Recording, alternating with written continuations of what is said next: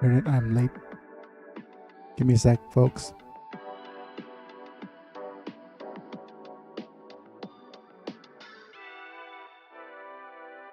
Testing 1 2. Testing 1 2. Okay, good. My mic works. And Biggie is now live, streaming Unlimited Saga Challenge Run, etc.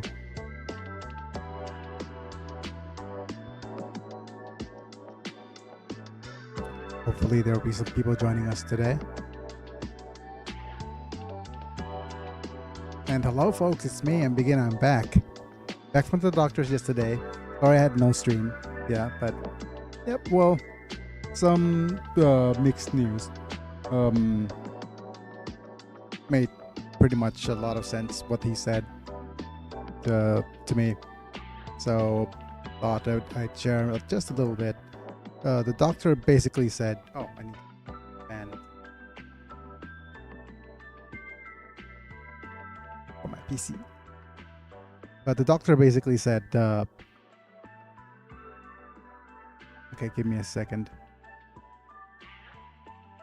He's gonna up dosage on my medication. So I might be a little bit more groggier than usual, slower than usual, but we'll see if that's going to impact me much or not. Or we'll see what happens with the dosage if it's going to like currently I'm Stream element spot running robot face. Thanks Stream element spot running robot face, but yeah.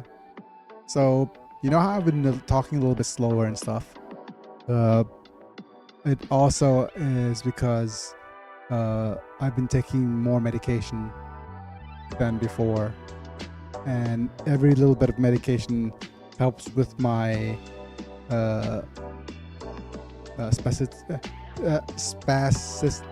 spasticity. Yep, so it's going to actually help me out a little bit. But that being said, we'll see how it impacts me in my daily life and stuff. But welcome, folks, to the best challenge with Ruby's Quest and Unlimited Saga, and we are live. And yeah, want to thank all of my members: Ep.11, Venomance, Severoville, Doug Bowden, Rafael Vega, Chapa for being members, and RL as well. You guys support my channel monetarily. You get to watch my videos on my off series early, and yeah, you get some cool budget emojis for whenever you comment. And yeah, for the rest of you guys, if you enjoy the video and the series, like the video, subscribe if you want to see more, click on the bell to get notified for whenever I go live and stuff. And yeah, we're just going to keep going with Unlimited Saga today. Hopefully I've scheduled things correctly and there might be some people coming in on the views, but if not, that's fine. We'll just continue where we are. I am in the correct stream, aren't I? Okay, yes I am. Yeah, well, we'll see when people join in. But without further ado, we'll just get started on my PlayStation gameplay here. And this is the best challenge, which is those arithmetic stabs and throws, and I must unlock the secret adventure. But we're unlocking Myth today as our final character. So I'm gonna resume. Ooh, that's a little loud for me. Hopefully it's okay for you guys. But I'm going to double check on my gear one more time to see if people's durabilities are up nice and high.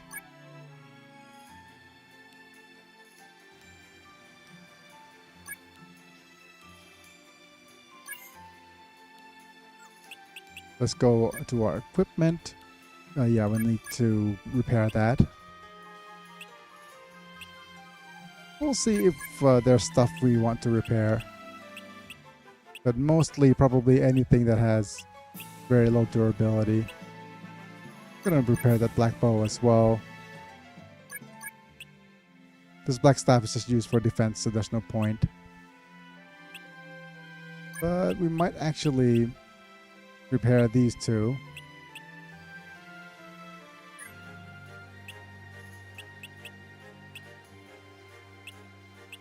I wonder if there's any other bits of bestial or things that we could equip. One. Oh yeah, we'll unequip this bow and cross as well. I need to make sure everybody has platinum and black armlets.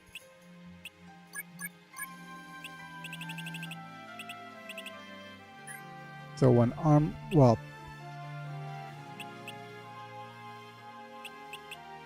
we're good on the black bow for now. You just got yourself a familiar, okay.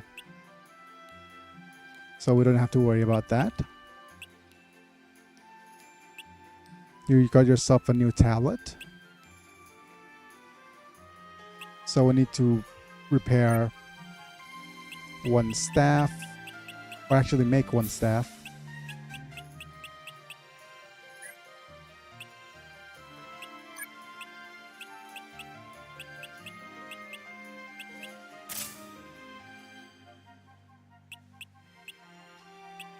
Okay, what else do we need to make? One staff. Okay. We need to repair both staffs, both bows. One platinum armlet. Wait, one more staff and one more black armlet. Yeah.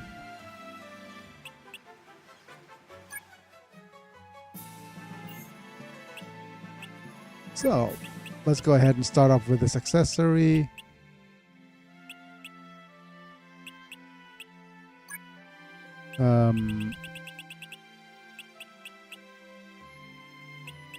We'll use a bit of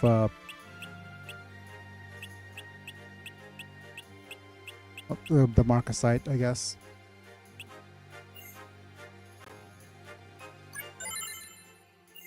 Next up, we need 2 more bits of accessories.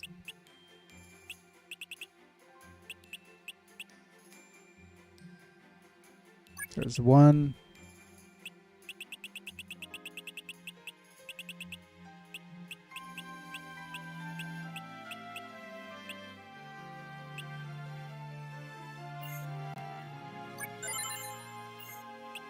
There's 2.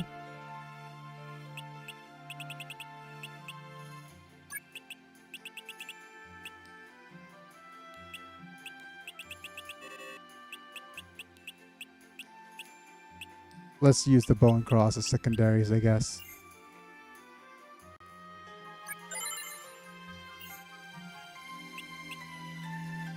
One more staff.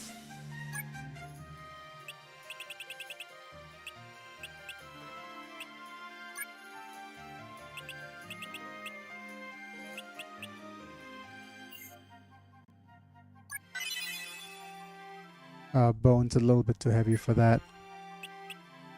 Cedar, maybe? Still a little too heavy.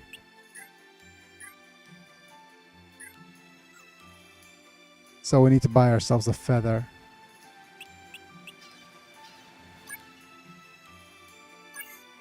If you're joining in on the stream, feel free to just say hi and stuff. I'm always listening. Text-to-speech is on. But we're just doing a little bit of preparation here.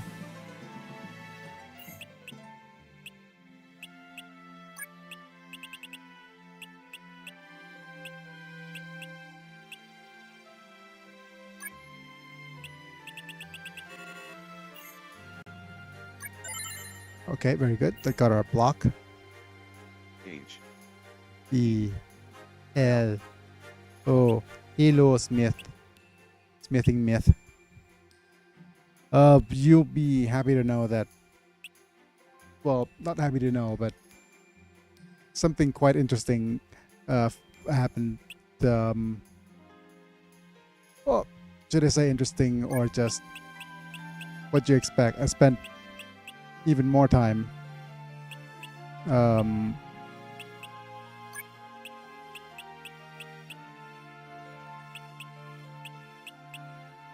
Just making sure that we have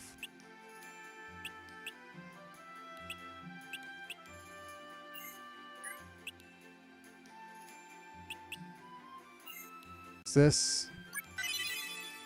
Very good. But I spent more time figuring out more about my game system, and the more I more I kind of tweak the system. Yeah, the more I tweak the system, the more sense it makes. So I'm like super happy that that's turning out really nice. Oh. Oh, what were you expecting? Something else?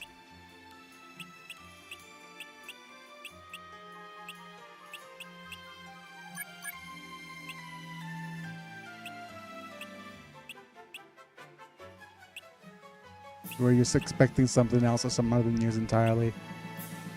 I'm sorry.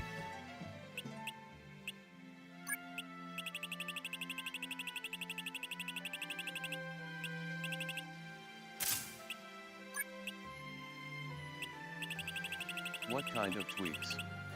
And no, was expecting the game, just took your time. Yeah. What kind of tweaks? Well, I spent some time last time trying to explain the elemental weaknesses, right? Of what element was weak to one another. Let's just put this rock mail on for now, because we don't have anything better for him at the moment to buy or to equip. Yeah. But yeah, I spent a whole lot of time just going back to the drawing board and figuring things out. And I thought I came up with a diagram. And once I drew out the diagram and I drew a flow chart of what goes where, everything just kind of clicked into place. Like in terms of game logo and game design. I'll show it off a bit later as well. After we do a little bit of gameplay, and there's a couple more people in here.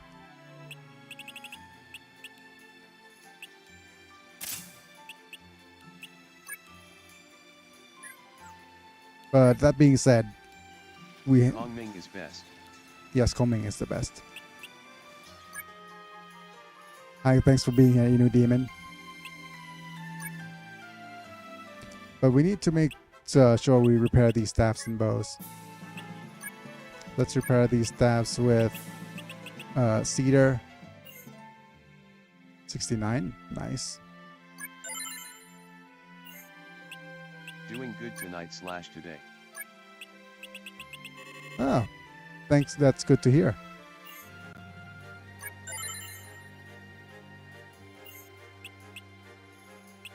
There are no weak aspects in my tactics.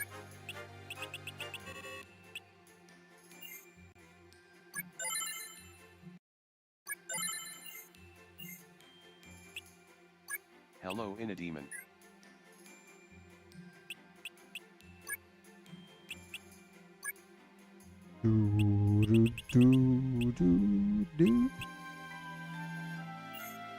Let's use lead. But yeah, got a couple more updates regarding the game system that I'm coming up with. That I've actually come up with. But nothing too fancy. We'll also need to upgrade the 0 durability staff here. A bit more cedar. Just more cedar. Little bit more cedar.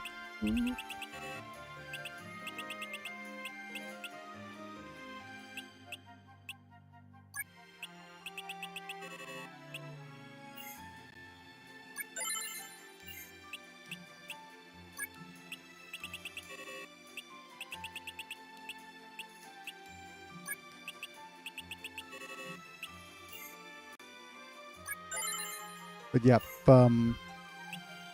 just by mapping everything out, I got myself a really cool like flowchart of elemental weaknesses, and the flowchart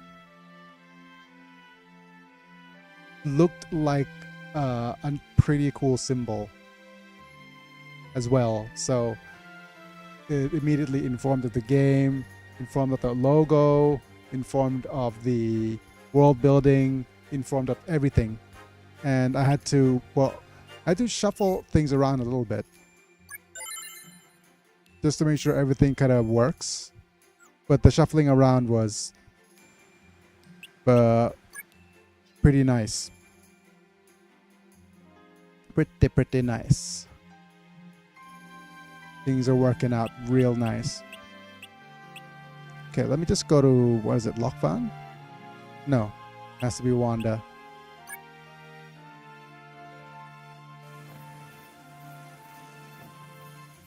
Oh, I just realized because we're doing Myth's quest today, we didn't actually need to equip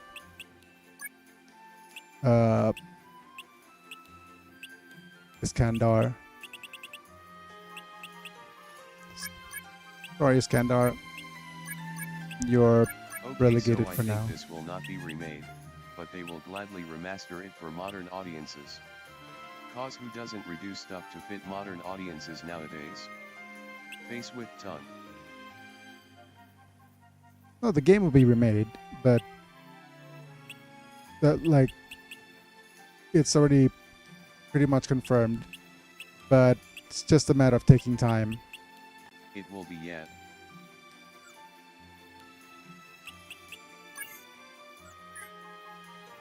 I mean, Unlimited Saga was never that unpopular in Japan. But it's also because they have like a much more robust... What happened to the dagger? Kawazu did say remake, and I say it'll be on SA. It makes the most sense. But we'll be releasing it, or our game will be released at a if our game ever gets a kind of a release, it'll be much later. So if he did say remake, it would make sense. Yep. It was in a interview with Famitsu. He basically said that we're working on a remake, rework, remaster. Not a rework, a remaster, and a sequel. I'm going to keep on saying this. Saga Frontiers 2 doesn't need a remake, just a remastered port. I think Saga Frontier 2 is gonna be ported. And yet I can get why it's taking a while. Yep.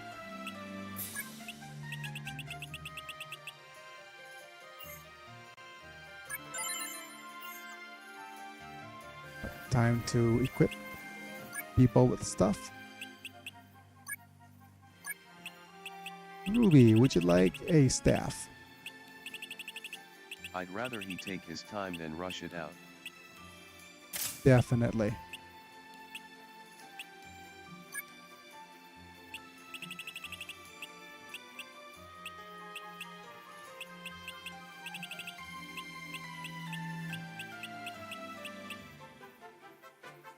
This is that. Okay. All right, Anzan, you are set. Everybody's pretty much set. Let's go ahead and save. Adventure log. Adventure. Last time I thought we wanted to go on some side quests, but I wanted to get Myth first and just be done with the recruitment. And going on a longer adventure will almost guarantee that we have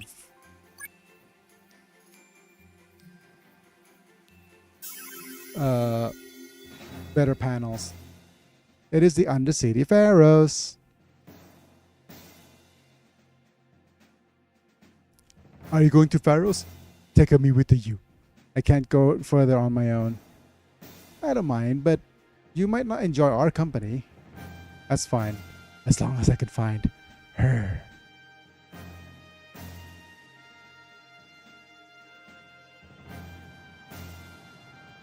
All right, items.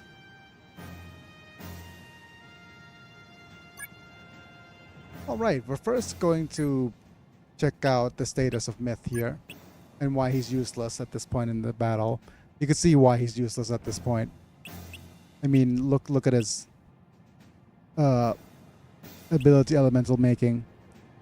He's pretty lackluster in that he has 13 LP and 3 magic and 3 skill.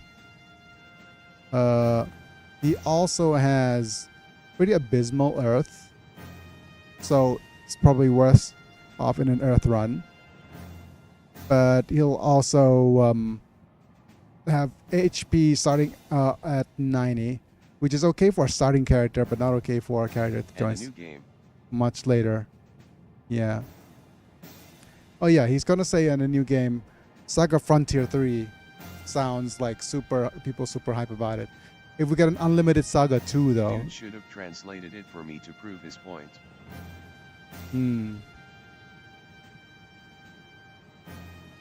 Which dude are we talking about? Or Kawazu, I think you mean. Yep. But okay. So if we were to build Myth, we would go with either... I said something else, but I didn't read it. Okay. Let me go check on the chat.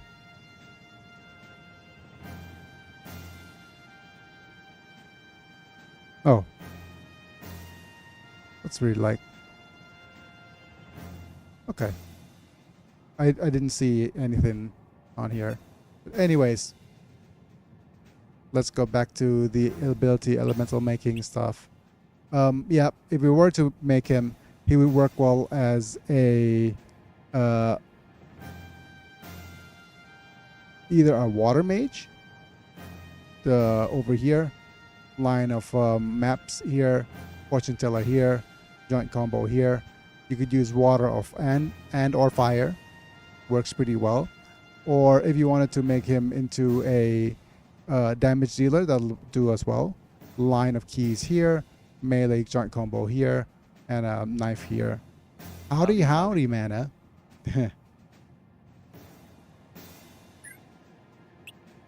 Thanks for being here in the stream. I really should, if I'm going to... Water mage. Hello, Manta. Okay, but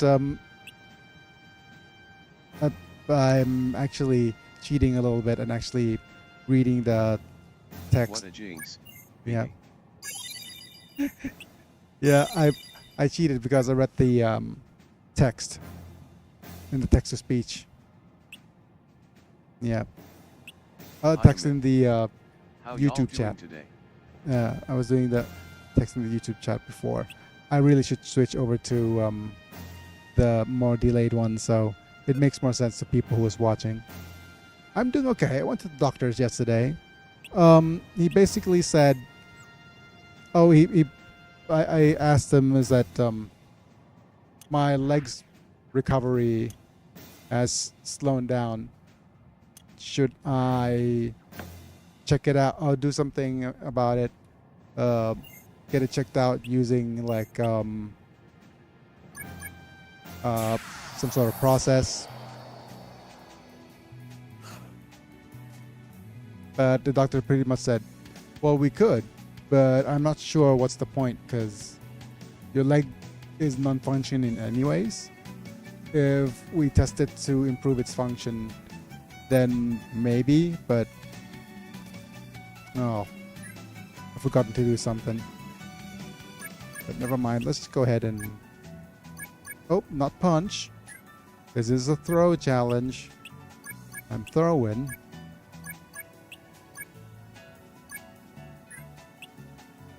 Where's... Oh. Okay. Familiar.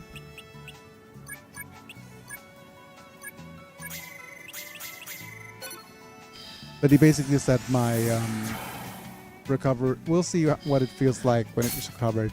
He also offered to do what's called a nerve block, which is basically putting some Botox into parts of the nerve to kind of like dampen it for a little bit so that I become a little less spastic.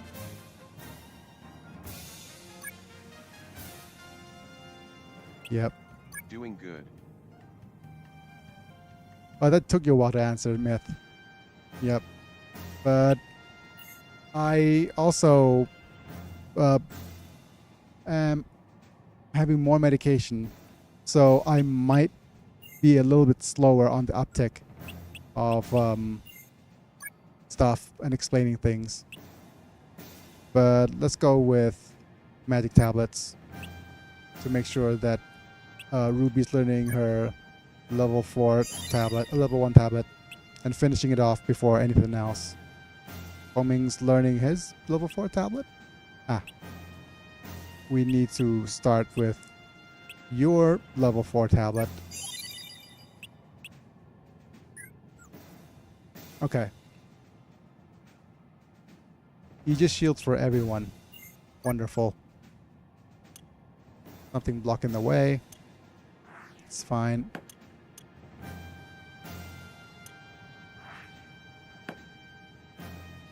Alright, and we're just gonna take things slow on this adventure. We might take 2 bits of adventures, like make this 2-part, because this adventure takes a long time to fully complete. Well, let's go ahead and use Bold Air, then Throw Air, Build Air, and Double Bold Air.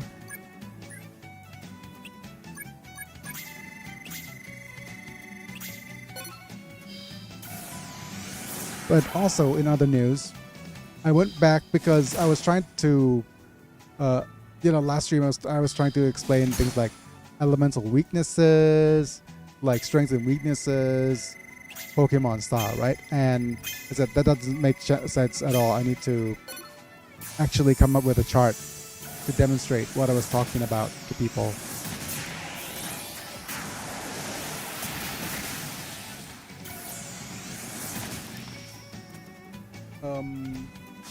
Hold on, 10 ครึ่ง เดี๋ยวจบแล้วค่อยต้มก็ได้เพราะว่าพี่โกมันอุ่น Yeah. Anyways, let's get recycling. And you just learn everything on this tablet, please. You need to learn Psycho Noise. You need to learn, keep learning Trickle until you learn Seal the Abyss.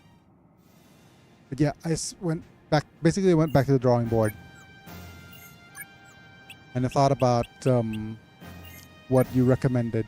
Wow, that's a lot of beasts and waterfolk and stuff. So Anzan will boulder the front one. Roy will use his... You gotta have the wall of string and sticky note LOL. Also, interesting, I have never heard of using Botox as a nerve dampener. Yep, Botox could do quite a fair bit to dampen nerves.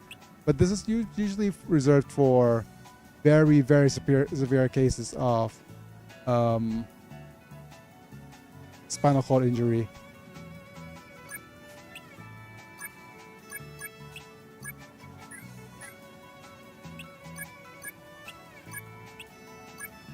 Fire here, water here, lightning here. I forgot to equip people with their weapons.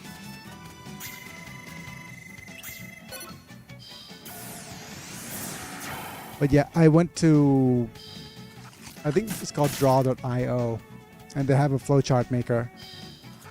I just spent time on the flowchart maker, figuring out the flow of things. And immediately after doing that, everything kind of clicked into place. So I'm like super happy about that.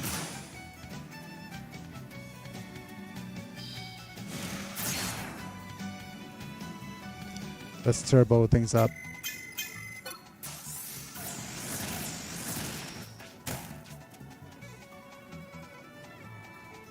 All right. And Ruby could do a bit of slams. Come on and slam. And welcome to the jam. No. Probably... Yeah, Ruby has to do the slams.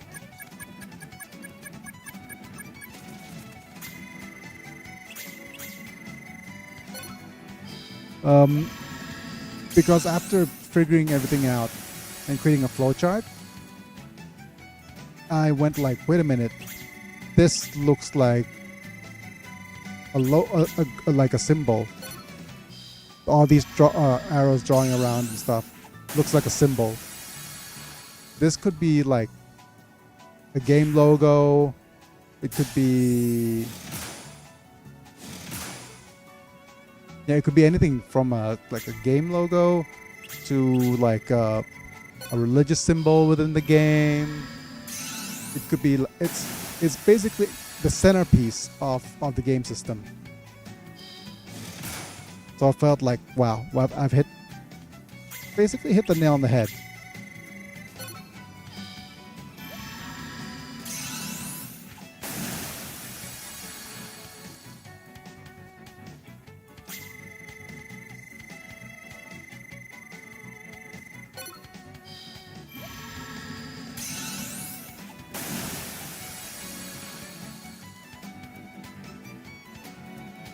In terms of game design, well, not quite game design, but not punch. I wanted to get some throws in for Sapphire.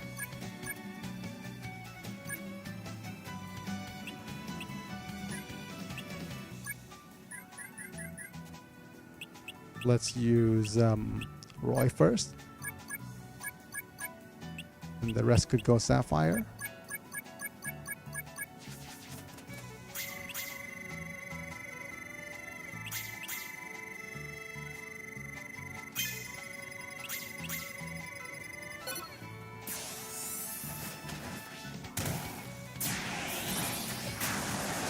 And yeah, it informed me on game design, on strengths and weaknesses of various characters.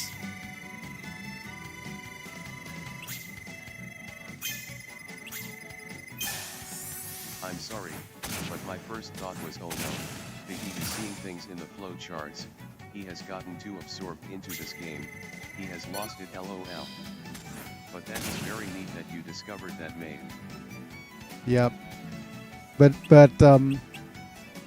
I actually, after doing that little flowchart thing, I went back to the drawing board, came up with a new set of things that you wanted, well, that made more sense. Like in terms of what element goes where, which color represents which sin. And I actually had to make a couple of swaps between the humans and the wood folk, the tree folk and the merfolk.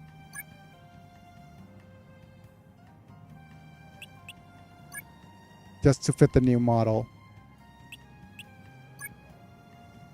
Because it used to be that it was the merfolk who was the sin of sloth, and tree folk pride, and then humans lust, right? and it kind of that was kind of made sense a little, but then I switched it up because remember, Mata, you said blue was the color of um,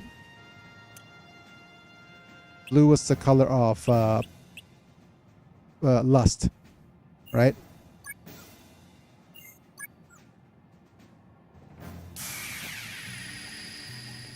So I switched off and turned blue into the color of lust.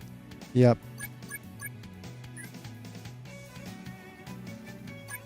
Yeah, I turned blue into the color of lust.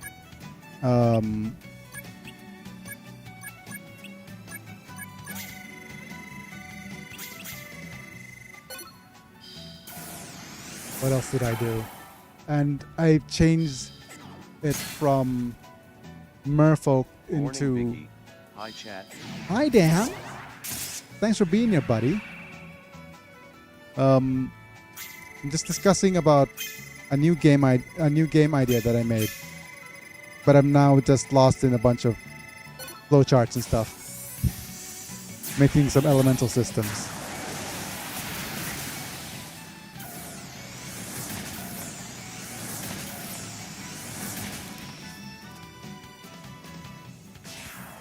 Thanks for being here, buddy. It is the, well, super early morning Saturday for you, right? It is a currently we're going with RPG, but we're not sure if it's going to be traditional RPG, tabletop RPG, character RPG. It could be strategy RPG as well. It's 5:15. Well, thanks for waking up so early in the morning on a Saturday. Wow. And tuning in on the stream. I'll need to actually make sure that people are properly equipped with their bows.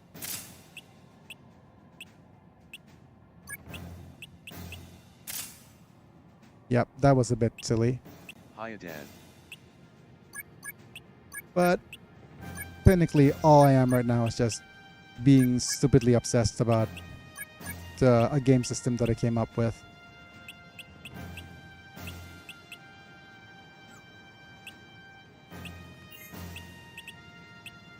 I'll check if... Wait, does he...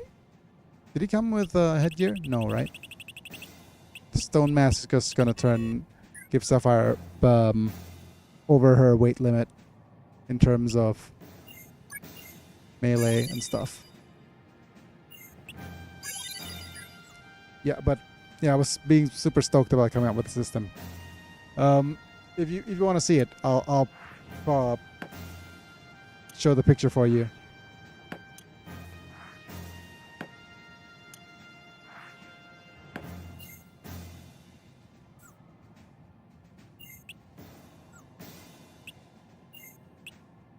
I mean, I have it prepped.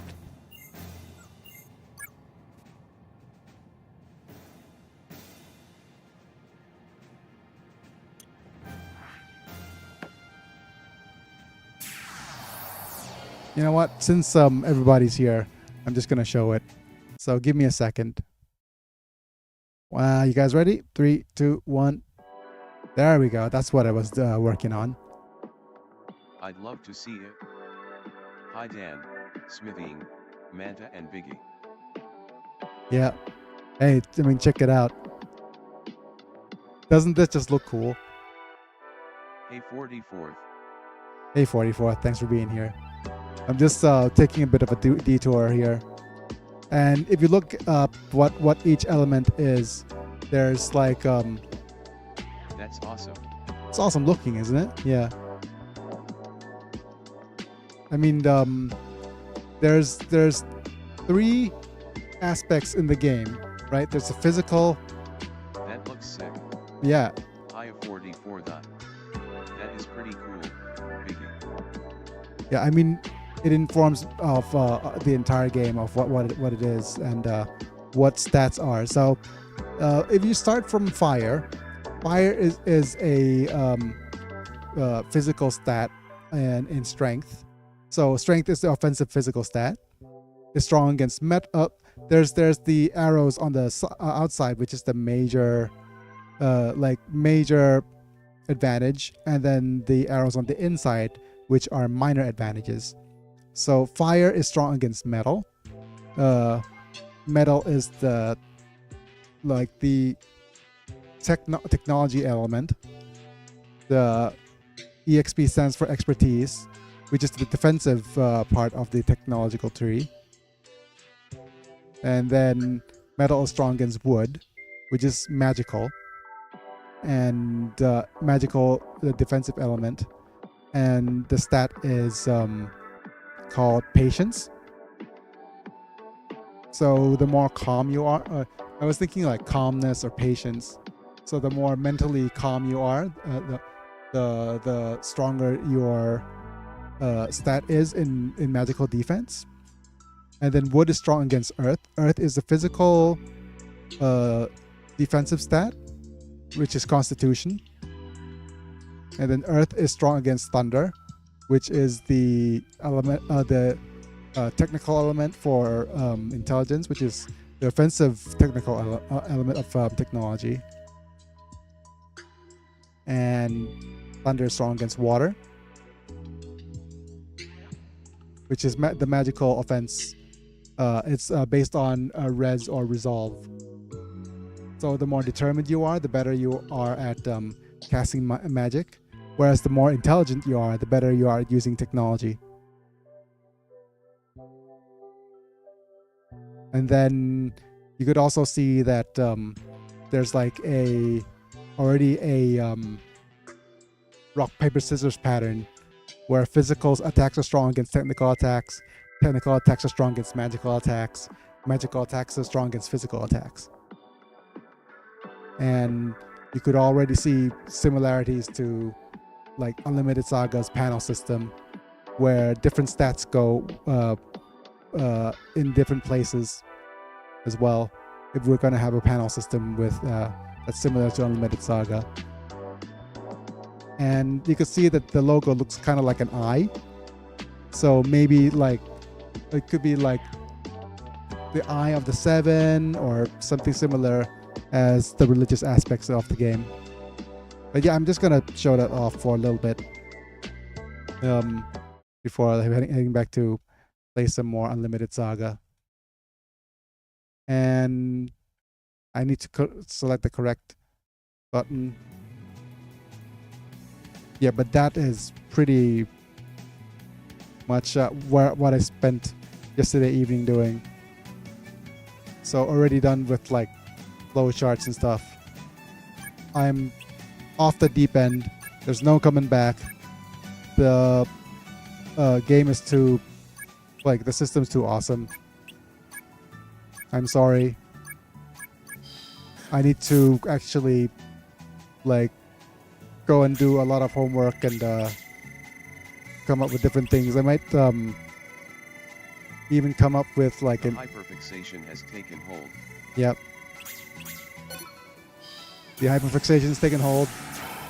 I'm not coming back until maybe I'll go make some AI generated art. Write some music.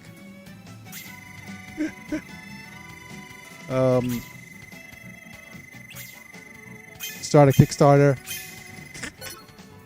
Starting the Kickstarter will probably be the ultimate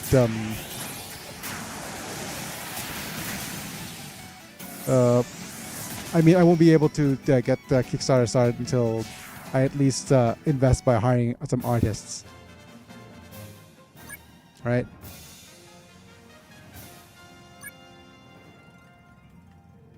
So if you guys want to contribute in any way towards that goal of hiring an artist, I could get my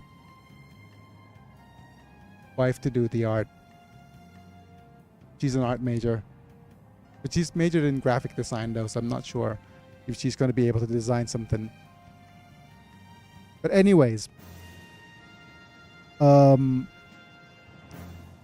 with that new thing set up, it became clear that I needed to rework the backstory of the various wonders in the game.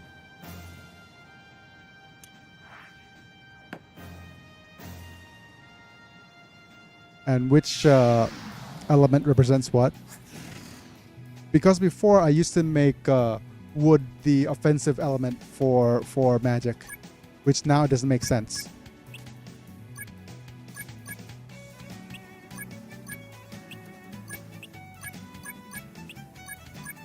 Now water is the offensive magic element. So I went and said, then it wouldn't make sense to make water the color for sloth, and like blue for sloth. No, it doesn't make sense anymore for me. So blue became the color for lust, the sin of lust.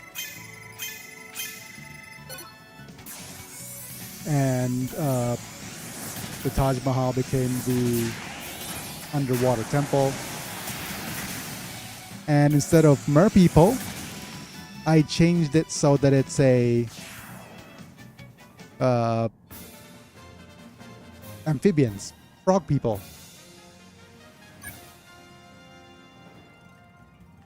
I was going to do dolphins at first, but I didn't feel like it represented the fish category very well. The aquan population very well, since dolphins are mammals. You know, it wouldn't be very good for its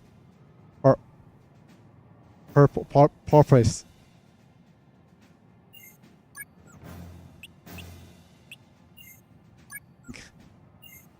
I'm sorry. I was gonna do a deadpan, but I couldn't stop laughing before I finished the joke.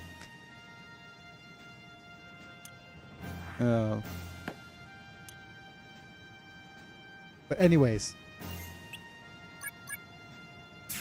so I was thinking frog people, and I was thinking something like but it kind of makes sense in that I was thinking something also along the lines of frog pirates. You know, passion, plundering, piracy on the high seas with Captain Toad.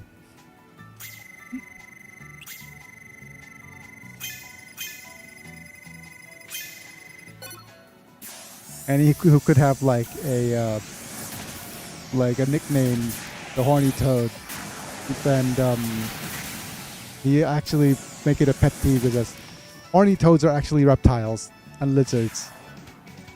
Stop calling me Captain. Yeah, stop calling me that.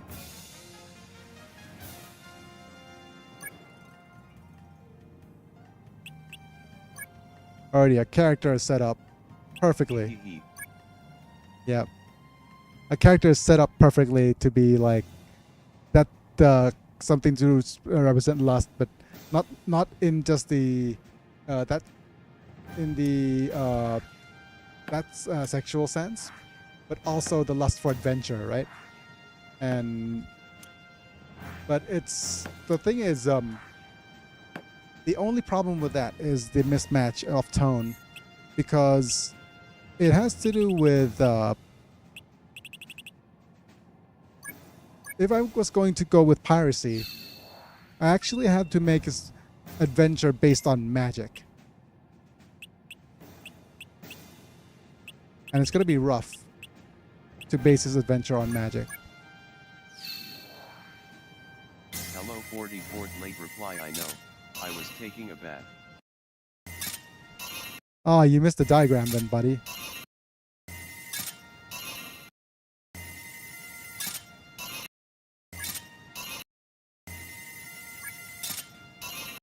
I went and showed the diagram.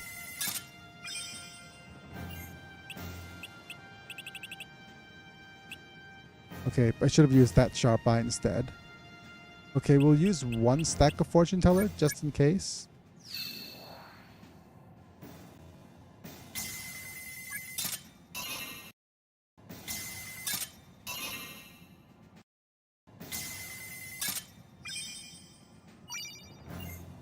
And then somebody needs to use boulder. Hero, boulder, please. Something I should point out is that lust isn't always about horniness, but it's love in extreme excess. Yeah, so that is why I went with the adventure.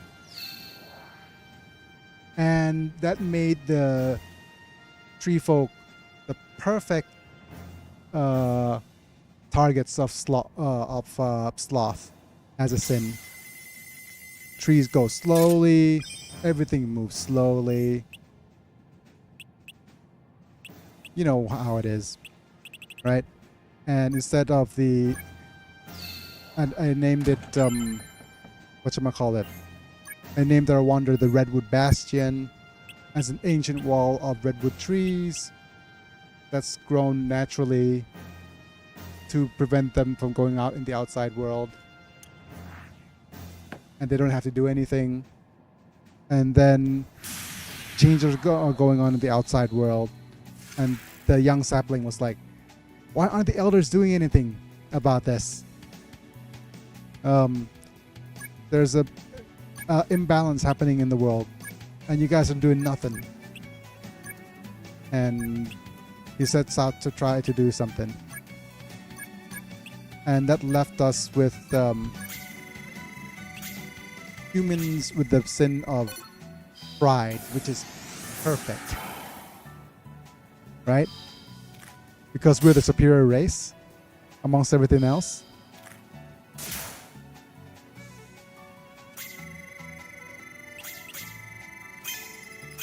So it'll be the humans. Like, and instead of a young sapling going on a pilgrimage, it'll be a young human girl going on a pilgrimage to try to become like pontiff. And that makes so much more sense in terms of the storyline. And if you weren't here for the other storylines, the element of fire and the color red are the beast people. The Colosseum stands for war. You know, the obvious. War and wrath.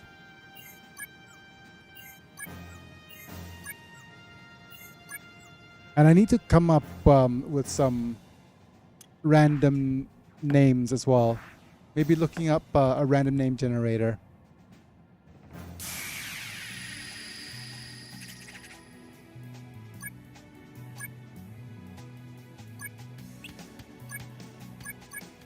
To come up with some of these names. And we could base it on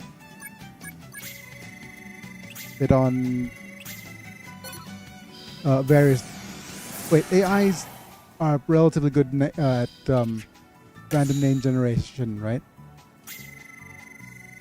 So we could actually use that.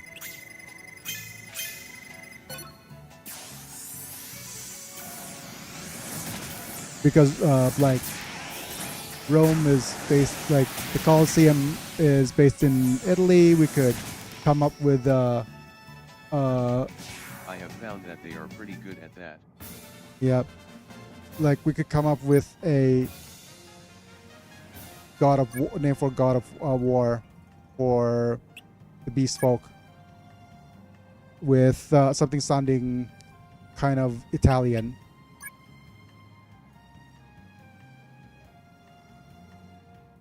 And then for the sin of gluttony with the insects,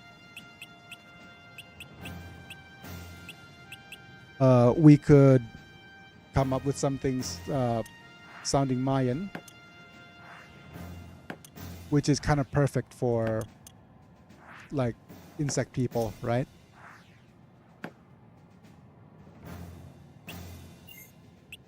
Right?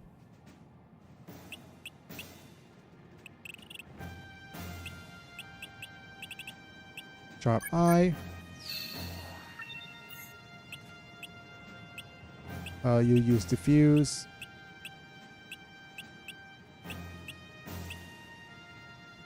There we go.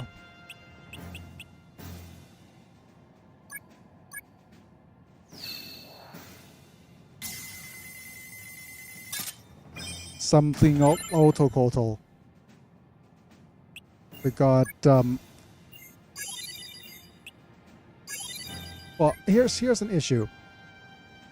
I wanted to come up with a couple of the different gods, right? So if and I have an issue with between water and earth, because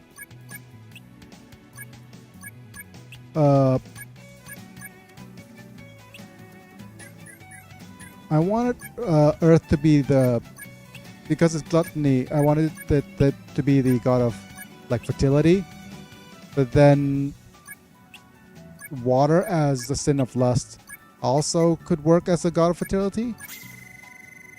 Or should we have the god of love and the god of fertility be separate entities?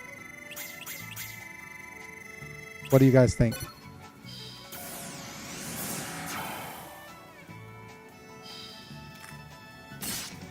I mean, the metal is gonna be the god of wealth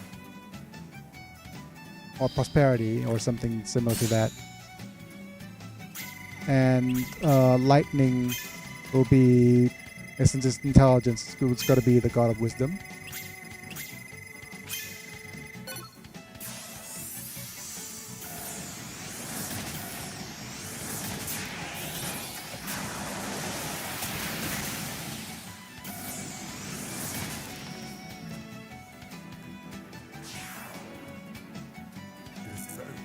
They are usually the same, but often gods of nature or agriculture are also gods of fertility. That's what you call talent. Yeah, that's true. That's going to be tough because water, earth, and wood are kind of in the ballpark of fertility, nature, agriculture. And I don't want them to kind of like sit in the same space, right?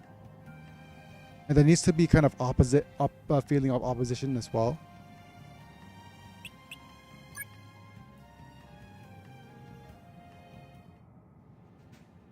Oh, there could be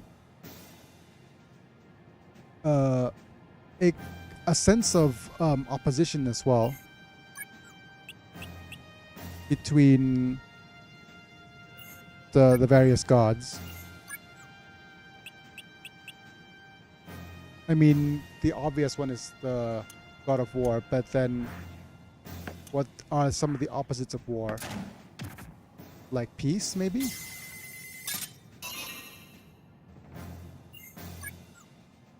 Well, to give you an idea, Ep.14 has Ralgr, who is a god of mountains, creation, and destruction. He is earth aligned.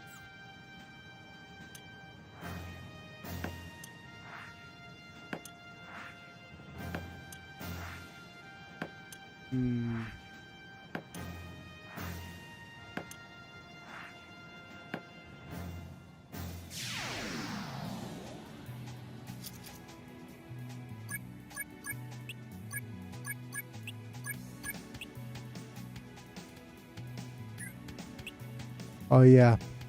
Better than having Sterculius in the game, LOL. Sterculius. Who's Sterculius?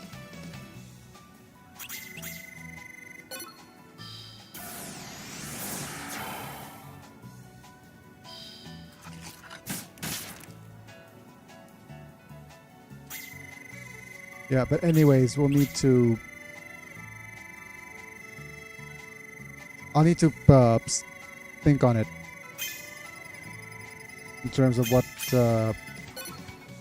Sterculinus was the Roman god of the Privy.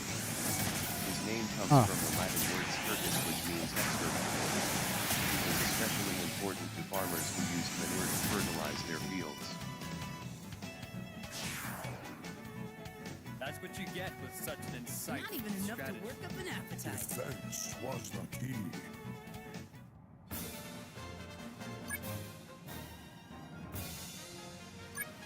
Oh, I have an idea-ish now.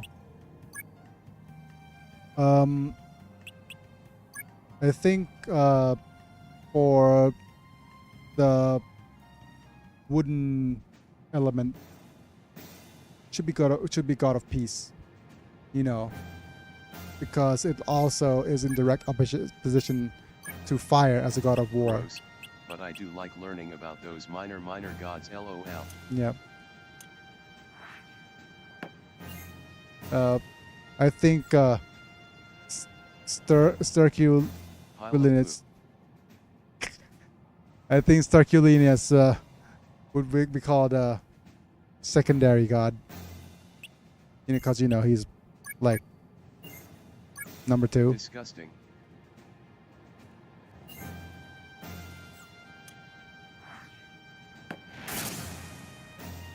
Leave it to me.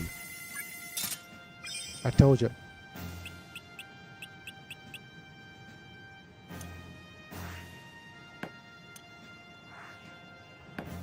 But anyways,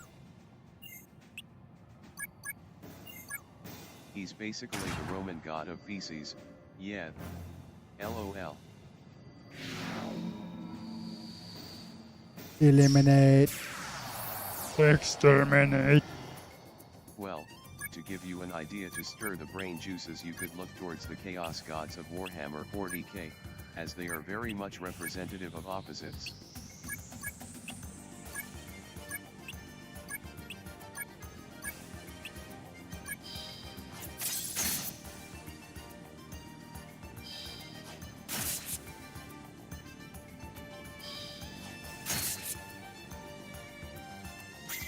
That'll be fun.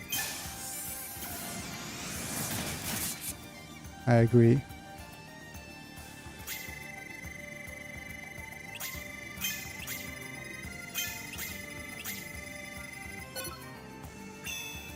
Aw. It got downgraded.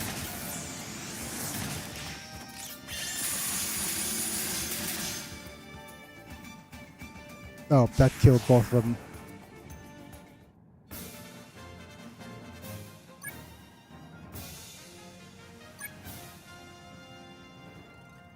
I know. I think I have an idea. Since each element has a For example, Siege is the god of magic, lies, trickery, and faith. His schemes are a source of constant destabilization and flux that leaves no certainty, but he also represents hope and the desire to change your fate. I have an idea, because elements have like I think there's a sense of opposition and stuff. I'll need to go back to the drawing board regarding this, but there are aspects of elements that are kind of opposite, like things like war and peace are opposites.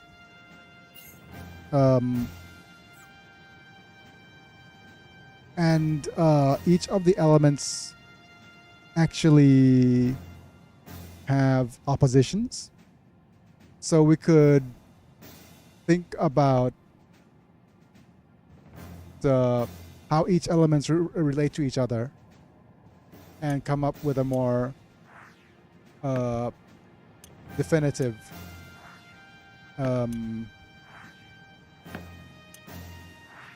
list of what different gods and goddesses represent.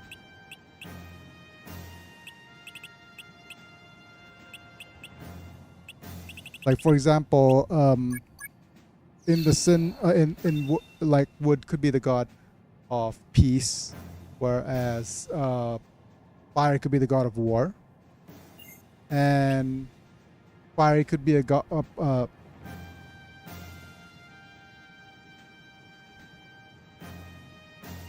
And what is the opposition between strength and defense, or strength and technology, or metal? He could be also a god of like war and destruction, right? We could go about it at this for, like we could just I could just do a bit of a brainstorm session and come up with maybe like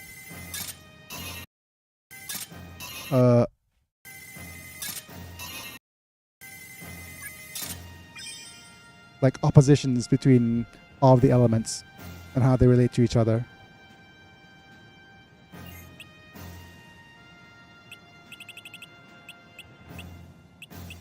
Yeah, so there's quite a fair bit of potential there, so no problem with that.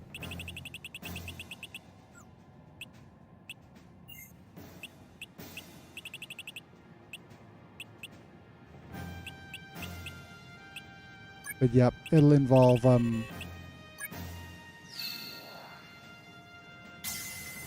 brainstorming.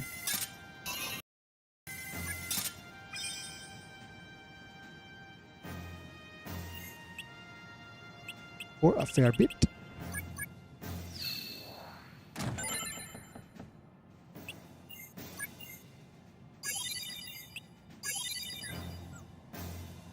And let's also talk. The next thing I also kind of came up with was my games. War and decay. War and conflict break down societies just as decay breaks down the natural world. The opponent to metal and the god of permanence and invention. Yeah, that's pretty much spot on. Actually, just give me a sec. Who here has Aegis Shield already? Coming does, right? Oh, he's not going to use Aegis Shield yet. There's a build up for Anzan then.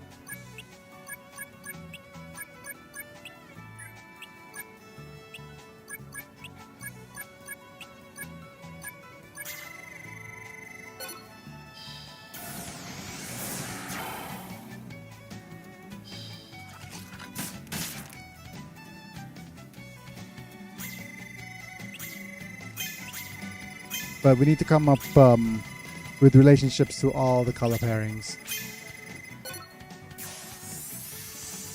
Because it's all related. Like fire and water. Strength and resolve. That's right. That's what you get with such an exciting That's what you strategy. call talent. Defense was the key. Not even enough to work up an appetite. But they're kind of sharing in things like the idea of passion, right?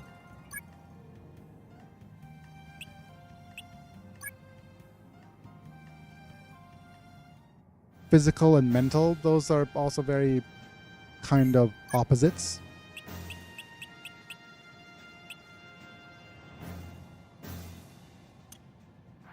But I think if it's going to be a god of magic, water's going to be one. But it's going to be a while before we pin this on in terms of like get a proper grasp on this in terms of lore. I think I'll call it kind of secondary world building. But what about? I also came up with a my game's equivalent of the panel system. If you guys want to hear about that too. Simply put, each of these guys will have their skills based on like each of the skills will actually base themselves on an element. or more importantly, like different skills of different trees affect stats differently, like the panel system does, right? But Defense was That's what you get with such an insightful That's strategy. right. thinking about combos, right? Just give me a second while I slowly make sure everybody's picking the correct spells here. Yeah. So if you think about, you know how in Unlimited Saga, right? And we go into combos or panel bonuses. Yep. For line and joint combos, right?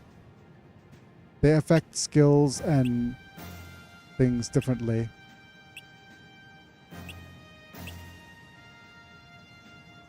Like there are things that add to elements and things that add to magic and stuff, right? So what I came up with for that's the equivalent of that is How will you fit when you have more than 6 elements instead of 5? Will characters have only 5/6 of the elements, all depending? how will you fit all when you have more than 6 elements? Well, if it's a simple matter of arrangement of these stats, right? So in Limited Saga, there are 5 stats and 5 elements. In my game, we'll have 6 stats and 6 elements, which means that it'll just be 1, 2, 3, 4, 5, 6, 7, 8, 9, 10, 11, 12. Yeah. So the surrounding will happen in that way. I'm not sure if it's going to be ability element, ability element, ability element, like Unlimited Saga. I mean, I want to borrow that from Unlimited Saga as well, but I wanted different panels from the same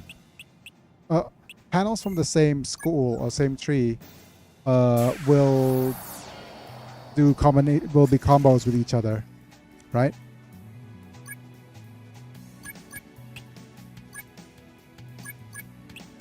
Okay, let me just slowly think this through about what I'm supposed to do here. I'm going to do boulder as well. We'll also use random arrow shoots. What is the 6th stat?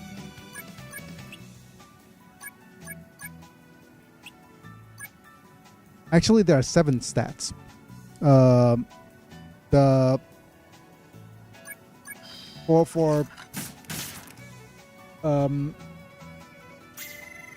for my game, it's going to be strength versus constitution for the melee stuff.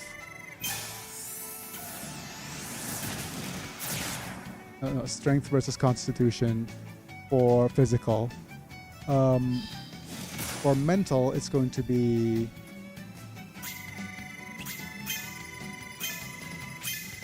oops. Give me a sec. I need to try to land this. Of course, I don't.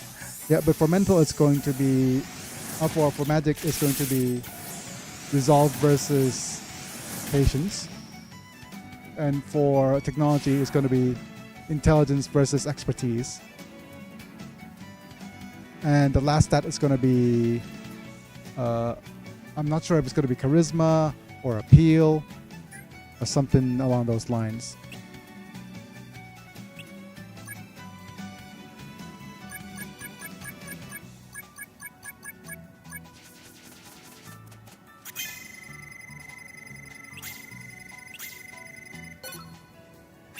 Very nice. Cyclone.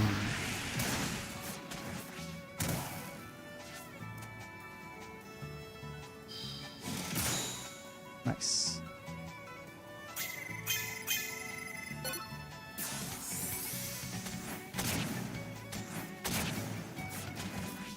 And the 7th element is the element of light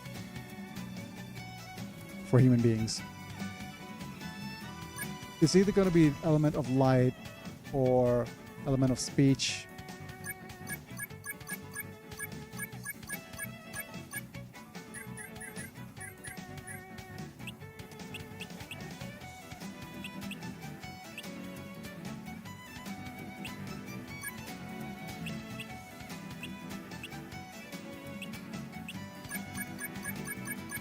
Yep, I'll still need to figure that out.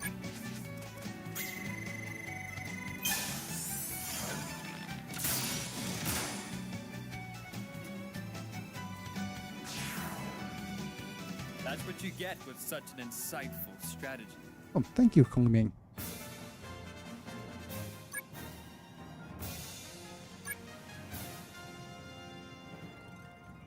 Almost done with Psycho Noise there, buddy.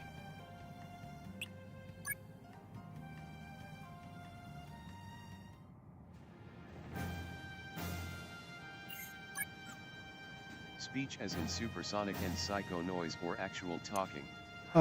Probably actual talking. So, for example, you know how in...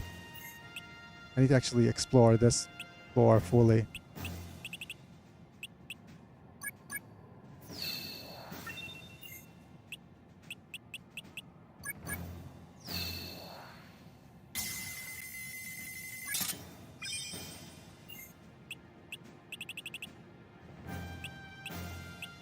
Locksmith level 4, please. You know, in this game you have things like diplomacy and mongering and monger. You know, those kinds of speech skills.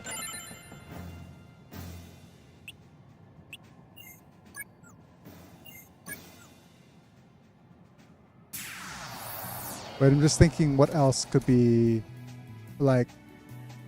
We could like have things like inspire and demoralize as part of the skill set.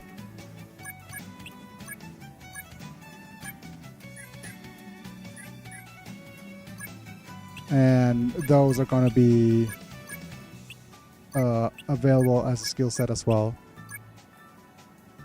But I'm also quite kind of having to think through on what... Give me a second.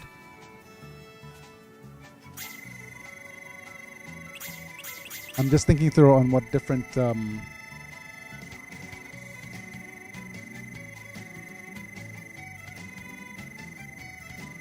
on, me. Come on. Brain work. My brain stopped working.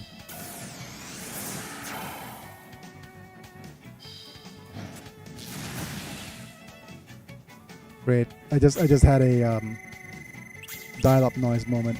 Completely lost my train of thought in the middle of conversation. But yeah, each of the different elements and stats will also have things associated with them in terms of panel bonuses. So strength and fire, like That's right. Not even enough to work up an appetite. panels that deals with weaponry will be will combo with each other no matter what.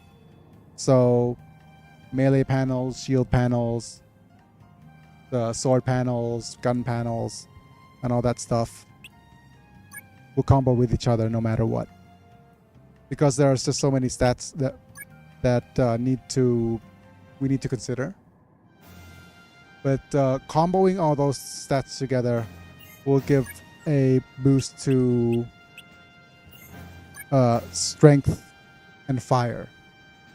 So for example, if you wanted to make a warrior mage, you'll need to focus on your strength. Give me a second while I deal with this guy. Speaking of which, have you decided on weapon choices? Weapon choices within in my game. I've thought about it, and I wanted a weapon for each of the elements. So just so that just give me a second.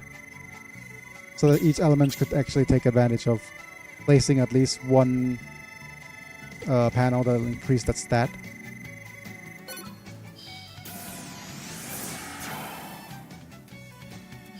So for strength, I was thinking blunt weapons.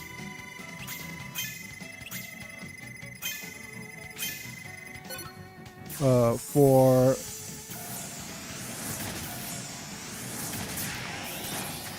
the blacksmithy, I think, like for intelligence, I think guns, or maybe just projectiles in general. Yeah. Defense was the key. Magic will use. Oh, I wanted something offensive and defensive for each one, right?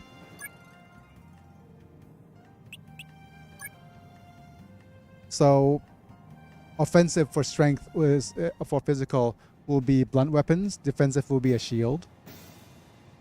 Offensive for technology will be projectiles, and defensive will be blades. So it has a deflect ability. Offensive for magic will be books, and defensive will be staffs, which could also deflect. And then we also have unarmed, so that we could we can't actually press these gadgets yet, right? Because there's no energy yet.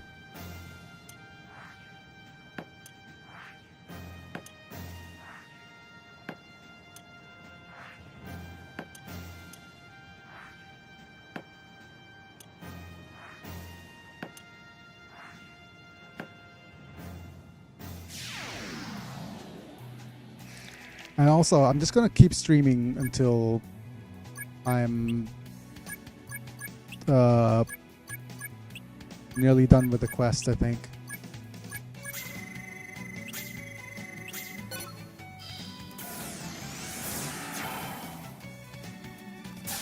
And that'll also, I included melee as a kind of like a more neutral choice, so that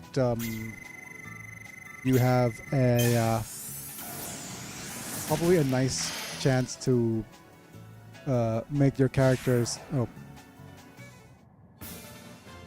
that's not cool.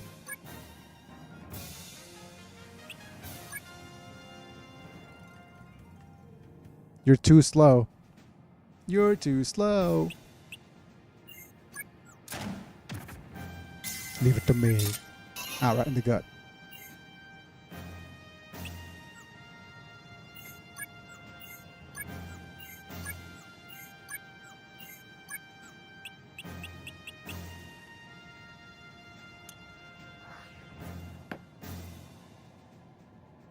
Nothing here? Are you sure about that? Okay.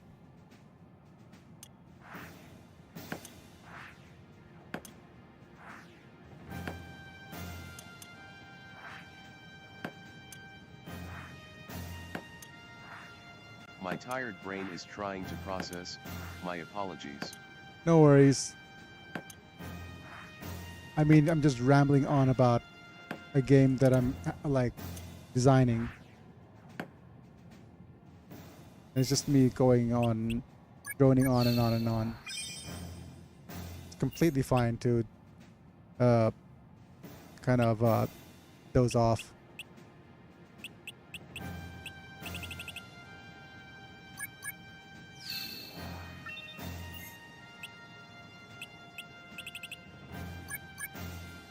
I don't mind at all, but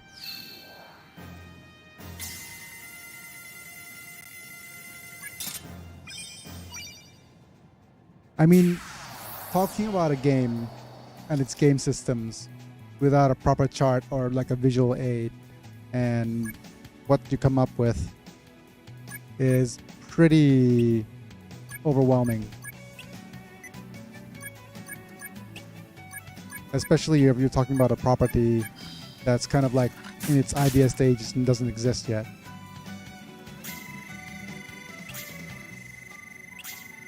I mean, I'll need to come up with a game concept first before I start to share things properly with you guys. I mean, that's only fair. But if I wanted to really share about the game concept, then I have to be extra careful about some folks stealing my idea and running with it.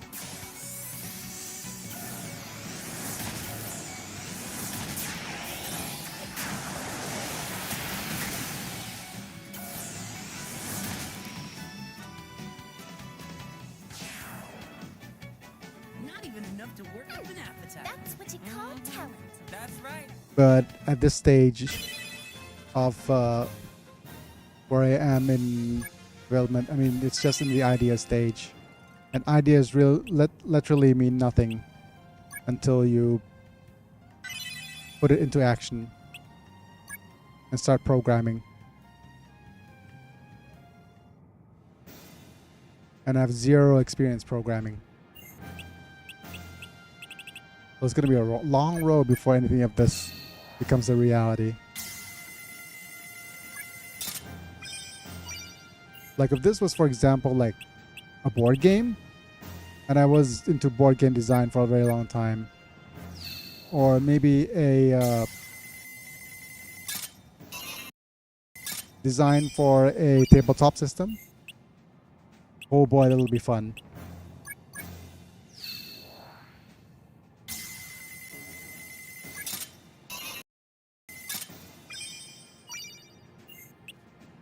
Nice.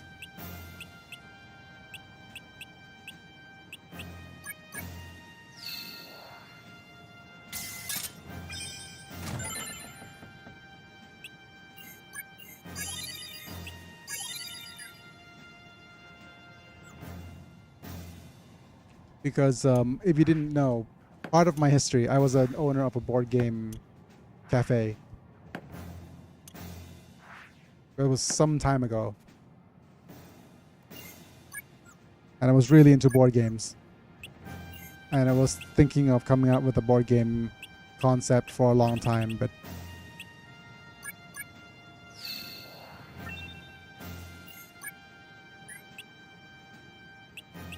it's been a while. Any new weapons you add in your game? I think a whip would be a nice addition.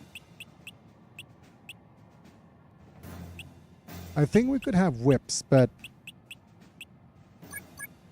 we're gonna have weapons crafting, and I have to think about what category a whip falls into.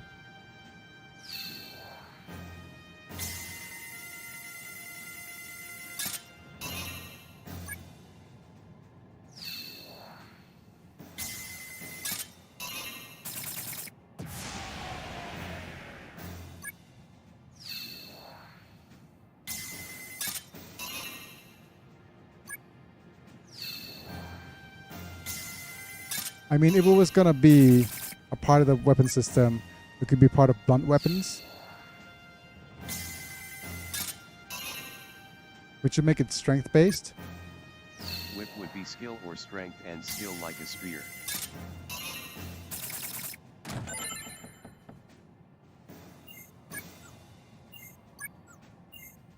But that would also... I was trying to keep the numbers down to 7. But of the weapon types.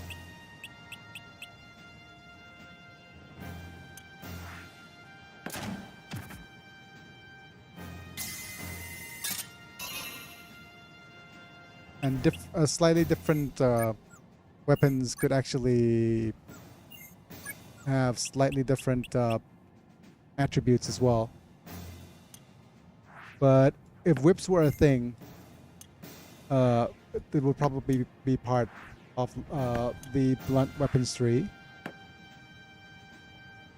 and would require a fair bit of I think, Whip are dexterity / skill base in Saga 2, yeah, so it makes sense for it to be skill based. probably part of the skill-based tree.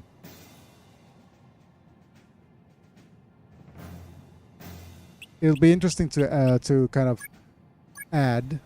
Well, I'm not new to the creative process, right? Well, it's obviously not slash.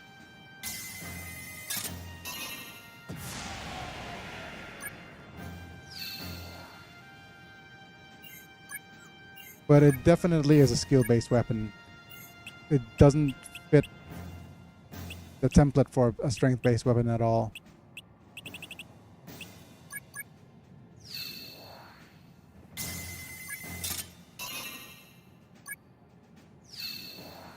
But I think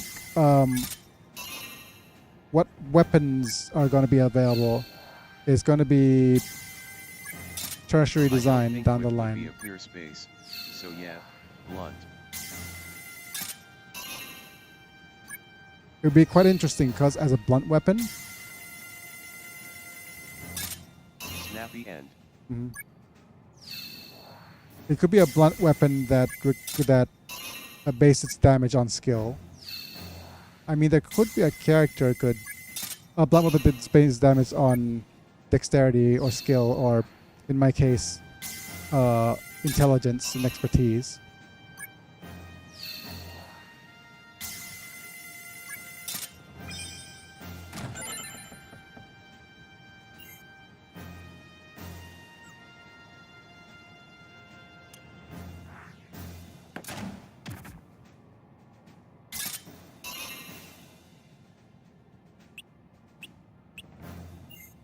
Do-do-do-do-do-do.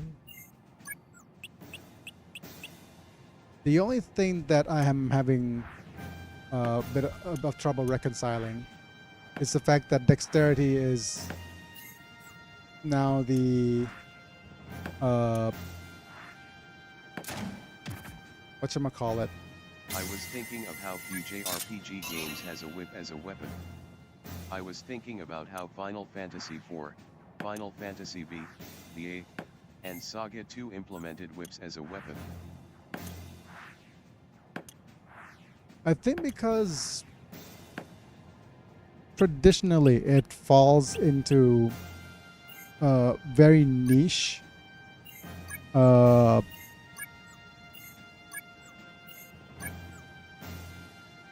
of trope, because whips will fall into the kind of ideas of dominatrix,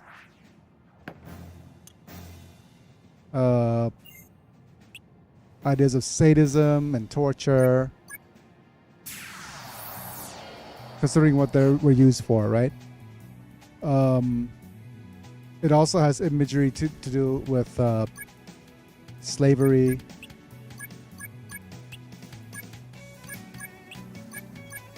and servitude,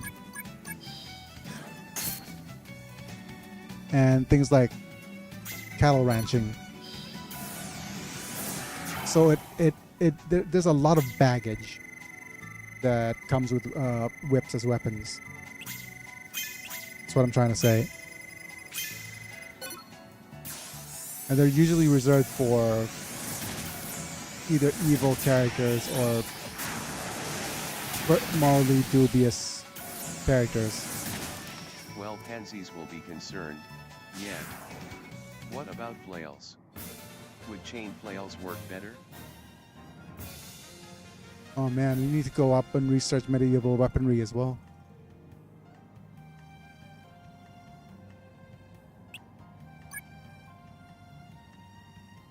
Okay. Ice noodles, water shield, what? Oh, you're done with Psycho Noise. Okay, let me think.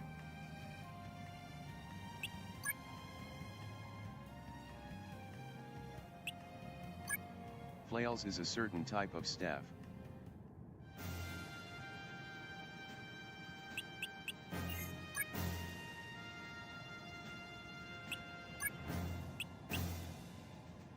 Right. Okay, so we have either the Diva or the level 4 magic tablet.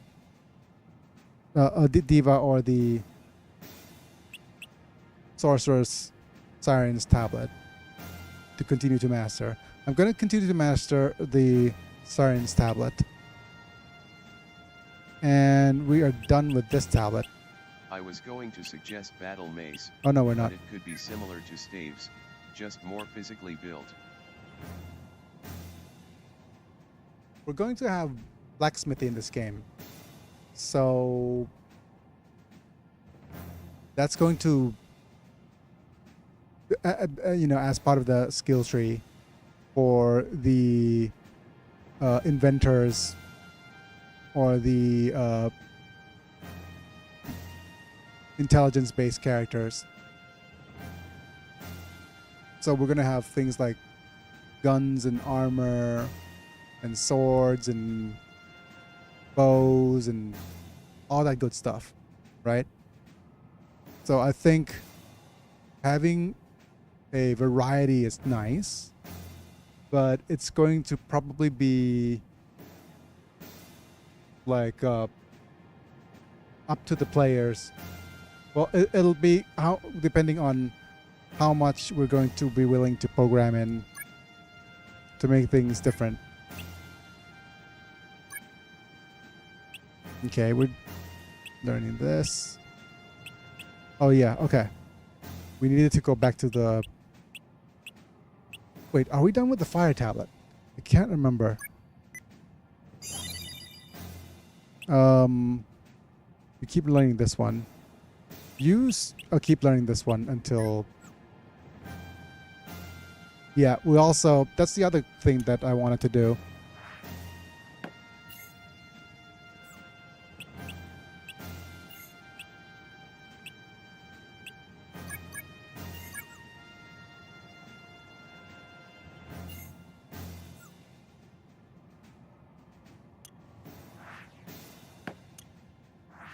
Weapons, we'll talk along down the line on how many weapons types or designs are going to have, and how much are we going to be able to craft and stuff. The unfortunate thing, though, if we have a crafting system, is that we probably won't be able to contain like legendary weapons.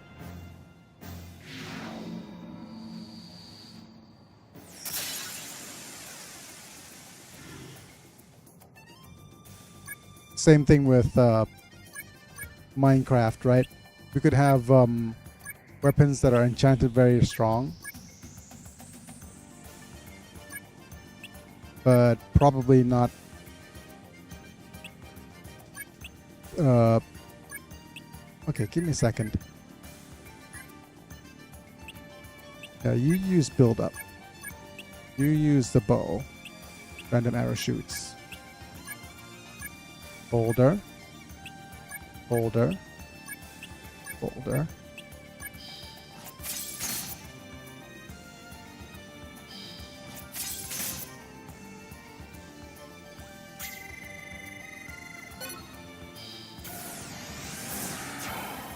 But yeah, it's, Legendary weapons wouldn't really work unless you gave them unique effects like lifesteal. yeah. Very true.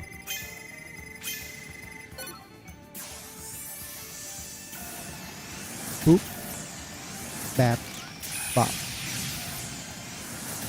Parry shots is just a cool looking skill. Especially if there's like so many enemy units. Okay, yeah, you're still learning the seal. You can just keep learning whatever. Go ahead and keep learning Trickle so that you unlock the seal of the abyss. All right, energy distribution begins here. Elevator goes down.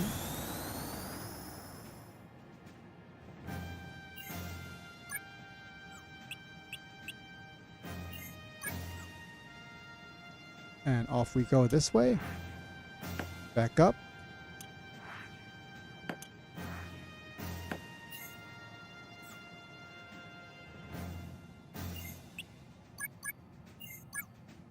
Go and repress the energy redistribution places.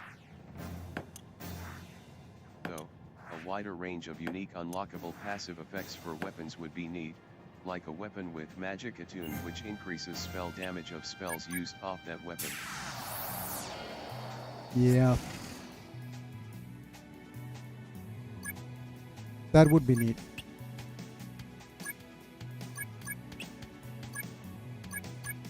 Give me a sec, folks, while I mentally jot this down.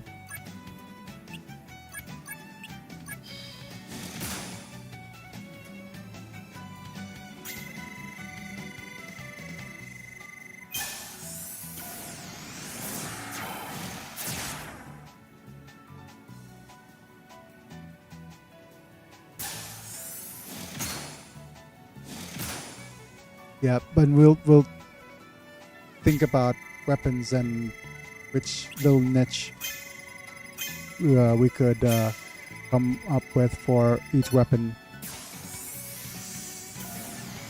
and what they could do. But I think those kinds of weapon types and stuff, I think is a tertiary level detail. Meaning, I think it's more important right now to come up with the major overarching things. Things like the major skills. Like right now, I'm having a little bit of trouble coming up with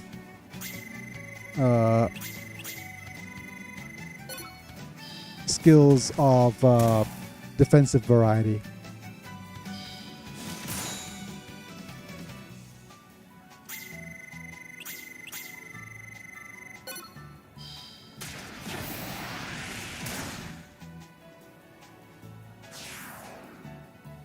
Just as I thought.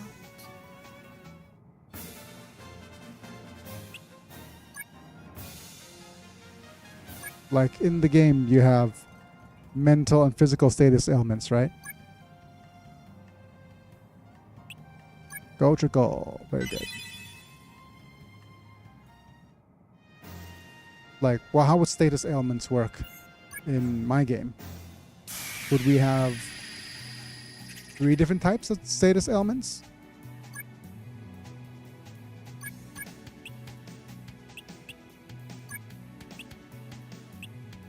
Throw, hold, hold, hold.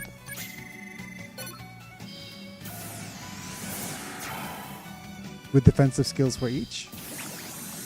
Do we have just resistance to certain types of damage? Or what kind of defensive skills would you actually like to see?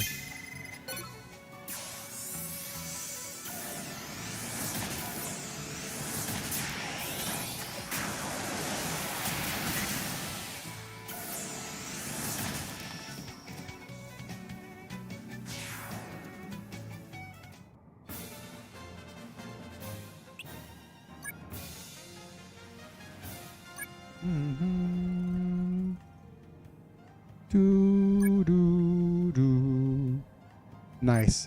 There's the seal.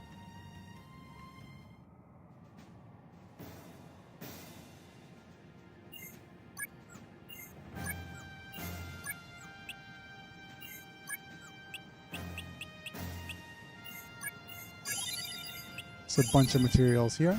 We need to go press switches.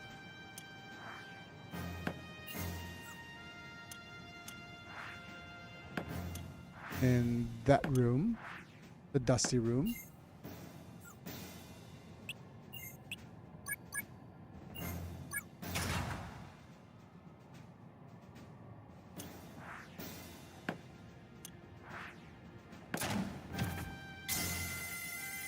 Watch out! I'll be back, Samurai Jack.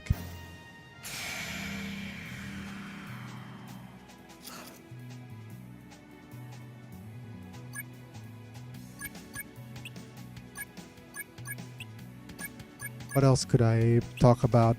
Imagine using lifesteal in unlimited Saga, game breaker. Yeah. But I'm not gonna use the HP LP system from Saga. I think people will become confused, and I don't think it makes sense.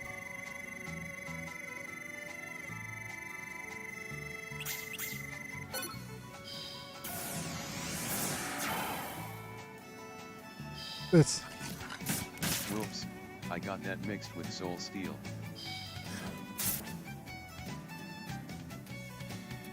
There's just something very wrong about the size of that bird and that crab. There's like some sort of bad parallax thing going on. Like there's a really giant crab behind the small bird. You see that, right? And the resolution of the small little Dragono is actually like much sharper than the crab. It's just super weird.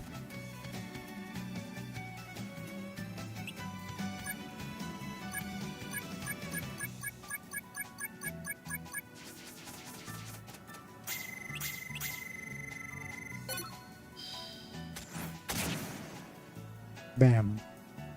Stunno. The tiny wyvern is even tinier lol. Yep. Some birds can be smaller than a crab.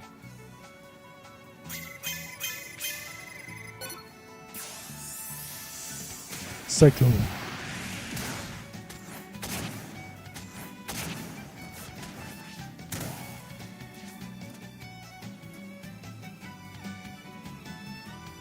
Right.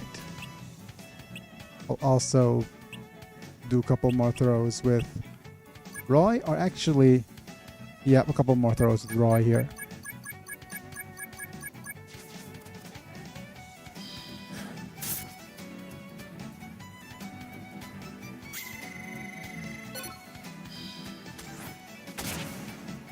I wonder who came up with the name hairdryer for throws.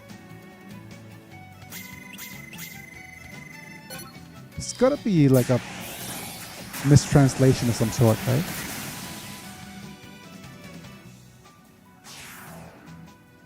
Not even enough to work up an appetite. Or maybe some cultural misunderstanding. It does make me wonder.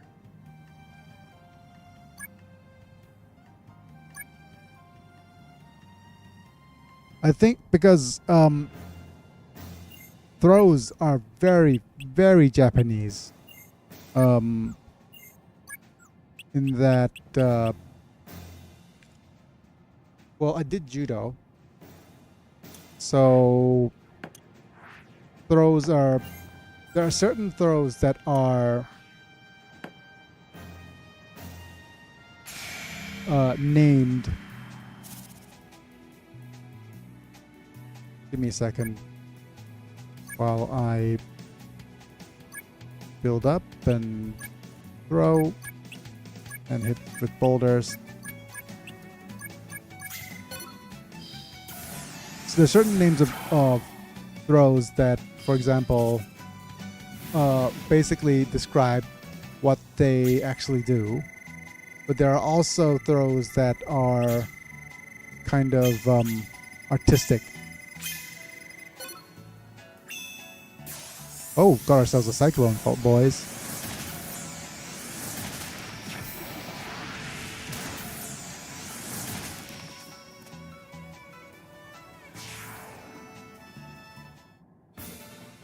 I think they were taking a bit of an artistic liberty to name it hairdryer. But I wonder what it references. I mean, I couldn't take it seriously because there's literally a throw that's named after Kawazu himself. So, you know, with a grain of salt,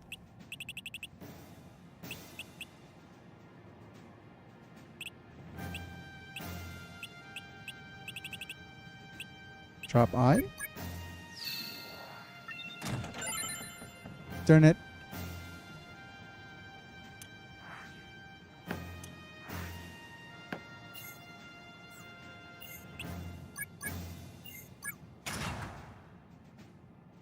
Okay, energy distributed here. Then we'll need to, I think... Okay, that's just a problem.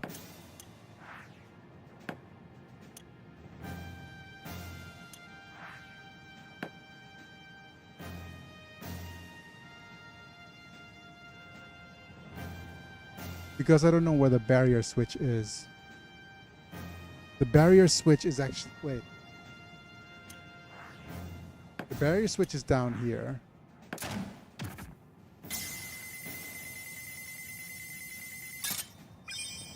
Which means if I turn off the barrier now, yeah, I actually need to head downstairs first, right?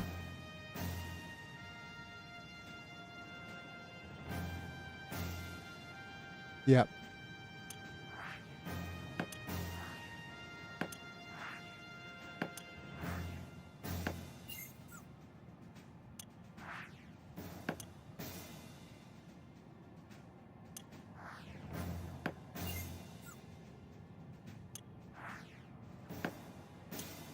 I think I know what I'm supposed to do. Hey, Mr. Wildling. Hey there, Mr. Wildling.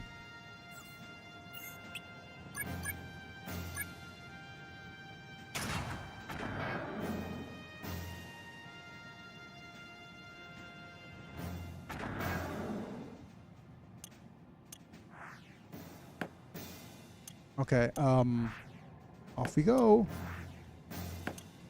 Can't remember if there's a barrier over here or not. Okay.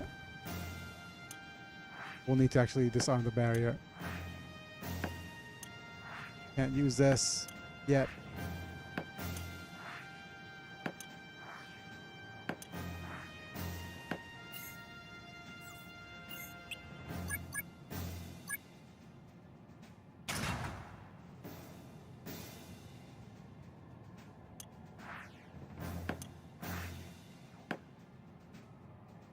Okay. We're finally fighting this guy. I have no interest in monsters. Anzan has no interest in monsters. Okay. Speaking of which, I've been recently watching a series called The Orville. I'm not sure if you guys have heard of it.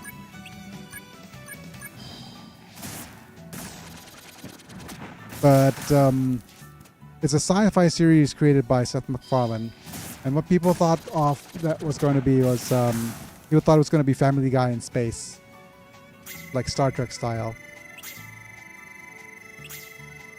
So people just got turned off in the first season.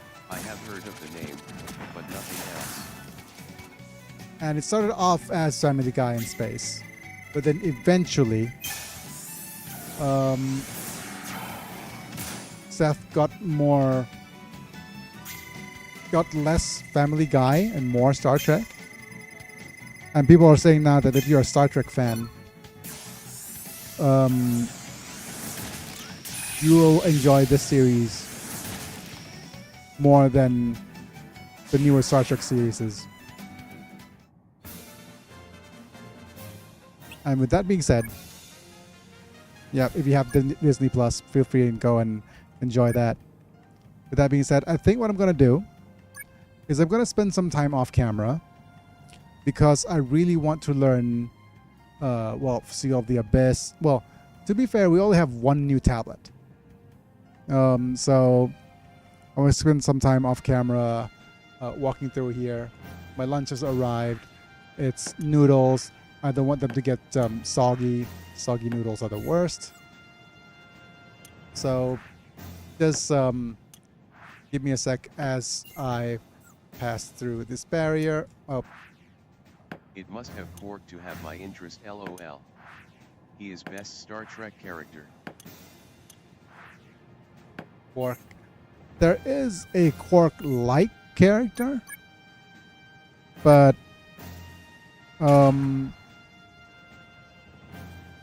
it's not as quirky, if you understand.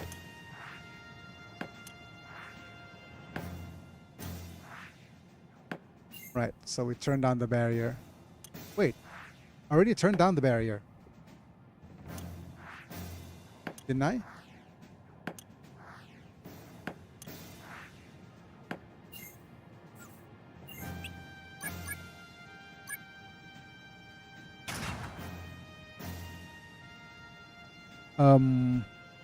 What do I do now?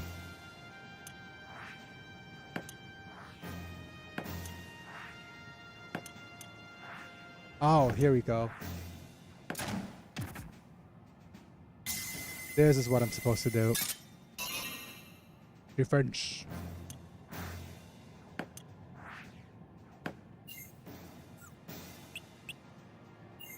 This is the staircase I'm supposed to take. And I do believe that I'm going to save here. And I'm going to end things off for today. And I will continue with the Wander tomorrow. I'm not sure. I don't remember correctly if we could fight the Knights of the Round or not. But I think we can't. I think it's just going to be the goat dude. So, that being said, thanks everybody for tuning in on the stream today. Biggie and Manta. See you, Myth, Manta, and everyone else. And also, I want to thank all my members: Appy Lux, Random Manta, Sephiroth Vale, Doug Bolden, Rafael Vega Chapa, and RL for being members. Have a good day, Biggie and all. Yeah, you can't. I can't what? But yeah, I can't turn off the barrier. I guess that's what you're trying to say. But that being said, thanks for being here. It's me, I'm Biggie, and I'll be back next time. Tomorrow, same time as usual. And I'll see you guys then. Bye for now. Thanks for being here.